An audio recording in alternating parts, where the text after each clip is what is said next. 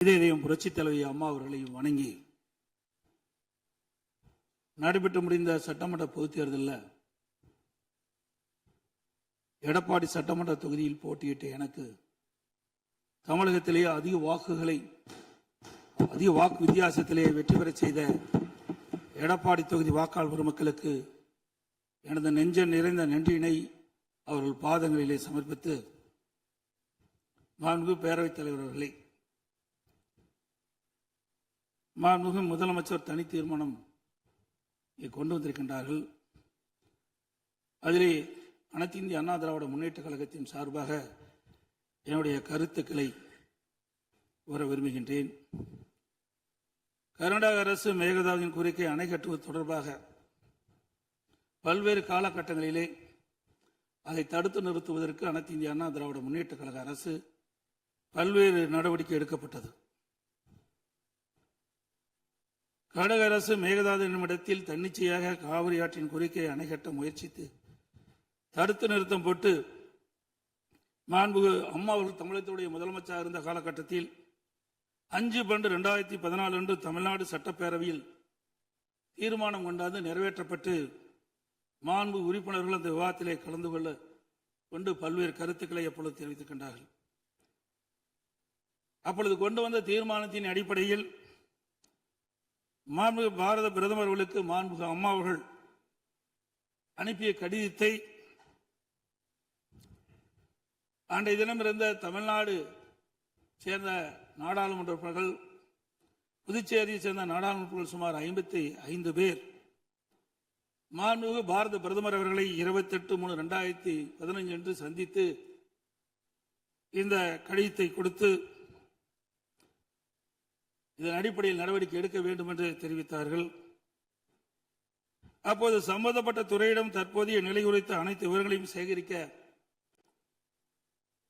ஏற்கனவே அறிவுறுத்தியுள்ளதாகவும் இது குறித்து பரிசீலிப்பதாகவும் அன்றைய தினம் மாண்பு பாரத பிரதமர் நாடாளுமன்றத்திலே உறுதியளித்தார்கள். மேலும்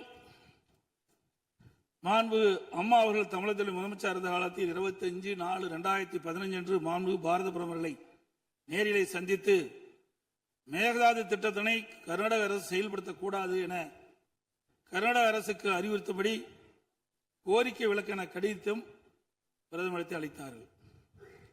மாண்புமிகு அம்மா அவர்கள் முதலமைச்சர் இருந்த காலத்தில் மாண்புமிகு பாரத பிரதமரிடம் 7/8/2015 மற்றும் 14/6/2012 ஆகிய நாட்களில் நேரில் சந்தித்து மேகதாது திட்டத்தினை கர்நாடக அரசு செயல்படுத்த அனுமதிக்கூடாது என்று வலியுறுத்தினார்கள். மாண்புமிகு புரட்சித் தலைவி அம்மா அவர்கள் மேகதாது அணை உட்பட காவிரி ஆற்றின் குறுக்கே கர்நாடக அரசு காவிரி நடுவர் மன்ற இறுதி ஆணையை மீறும் வகையிலும் தமிழ்நாடு அரசின் இசைவு பெறாமலும் எந்த ஒரு திட்டத்தையும் செயல்படுத்த உத்தேசிக்குமானால் தமிழ்நாட்டின் உரிமையை நிலைநாட்ட சட்டப்பூர்வமான அனைத்து நடவடிக்கைகளும் தமிழ்நாடு அரசு மேற்கொள்ளும் என 18/8/2016 அன்று இம்மாமன்றத்தில் 110 விதியின் கீழ் உறுதிபட தெரிவித்தார்கள். இதற்கிடையில் மாநில அரசுகள் தாக்கல் செய்த சிவில் வழக்குகள் விசாரணைக்கு உகந்ததா என்பது பற்றி உச்சநீதிமன்றத்தில் சம்பந்தப்பட்ட மாநிலங்கள் மத்திய அரசுடன் வாதிட்டன.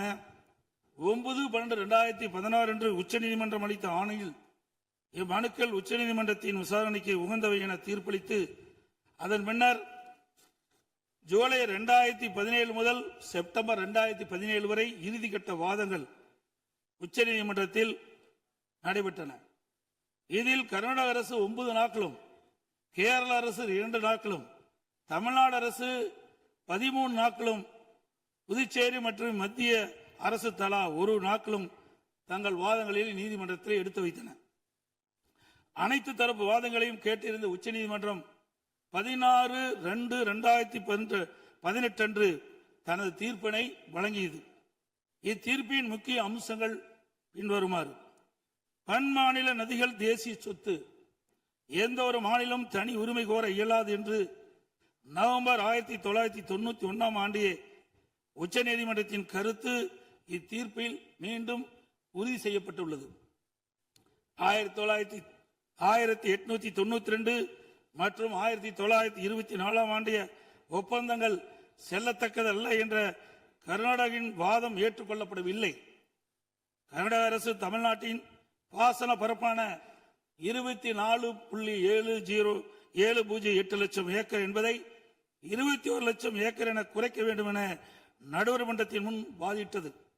இதனை காவிரி நடுவர் மன்றம் ஏற்றுக்கொள்ளாமல் தமிழ்நாட்டின் பாசன பரப்பு 24.708 லட்சம் ஏக்கர் என அதன் இறுதி தீர்ப்பில் குறிப்பிட்டுள்ளது. இதனை உச்சநீதிமன்றம் ஏற்றுக்கொண்டுள்ளது. உச்சநீதிமன்றம் தற்போது பிறப்பித்த ஆணைக்கு பாதகம் ஏதும் இல்லாமல் காவிரி நடுவர் மன்ற இறுதி ஆணைப்படி மாதாந்திர அடிப்படையில் 15 ஆண்டுகளுக்கு தமிழ்நாட்டிற்கு நீர் வழங்கப்பட வேண்டும் என்பது உறுதிப்படுத்தப்பட்டுள்ளது. உச்சநீதிமன்றம் அனைத்து மாநில வாதங்களை முழுமையாக கேட்டிருந்த பின்னர் கீழ்ப்படுகை மாநிலங்களின் ஒப்புதல் இல்லாமல் மேல்படுகை மாநிலங்களில் எவ்வித கட்டுமான பணிகளும் மேற்கொள்ளக்கூடாது என தெளிவான தீர்ப்பை வழங்கியுள்ளது.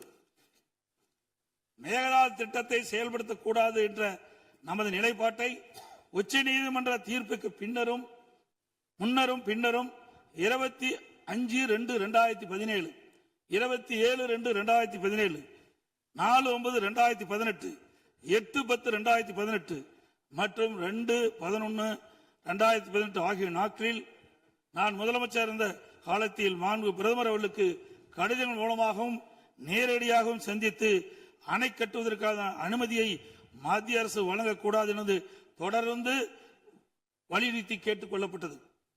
மேலும் 5/7/2017 மற்றும் 23/11/2017 ஆகிய நாட்களில் மத்திய நீர்வள ஆதாரத்துறை அமைச்சரையும் நேரிலே சந்தித்தும் கடிதங்கள் வாயிலாகவும் கர்நாடக அரசுக்கு மேகதாது அணை கட்ட எவ்வித அனுமதியும் மத்திய அரசு வழங்கக்கூடாது என வலியுறுத்தப்பட்டது.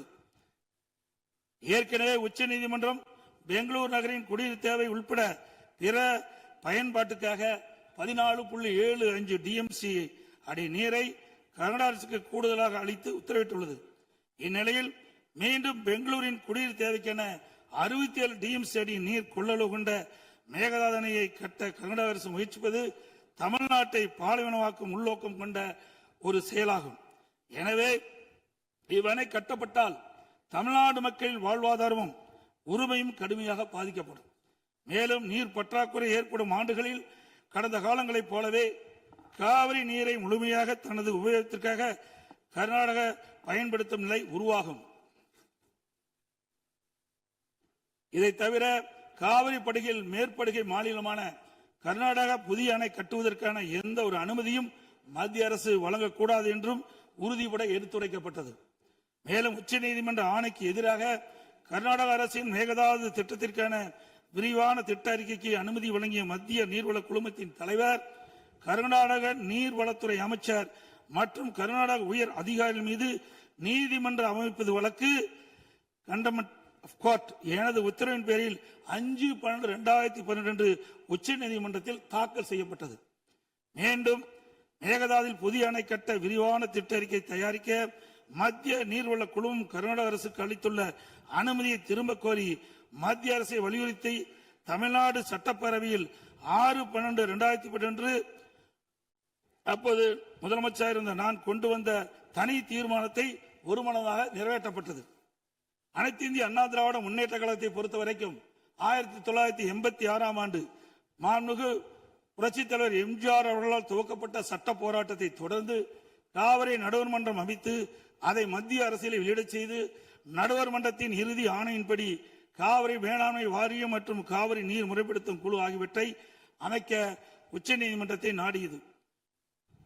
எனது தலைமையிலான மாண்பு அம்மாவின் அரசு எடுத்த தொடர் நடவடிக்கையின் காரணமாக 16/2/2011 உச்சநீதிமன்றம் இறுதி தீர்ப்பை வழங்கியது. தொடர்ந்து 1/6/18 காவிரி மேலாண்மை ஆணையம் மற்றும் காவிரி நீர் முறைப்படுத்தும் குழு செயலாக்கத்தை மத்திய அரசு அறிவித்து அதனை மத்திய அரசியலும் வெளியிடப்பட்டது. இந்த ஆணையத்தின் பணிகளும் குழுவின் பணிகளும் முறையாக கீழ்கண்டவாறு வரையறுக்கப்பட்டுள்ளன. 1.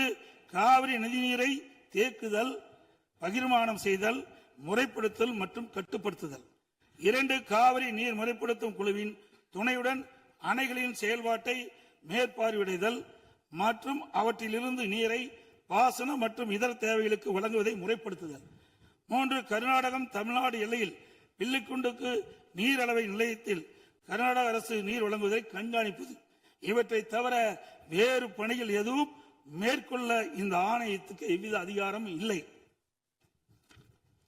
இந்நிலையில் 1/2/2024 அன்று ஆணையத்தின் வரையறுக்கப்பட்ட பணி வரம்புக்கு அப்பாற்பட்டு மேகதாது அணை கட்ட பற்றிய விவாதத்தை 28வது காவிரி மேலாண்மை ஆணைய கூட்டத்தில் அனுமதித்தது.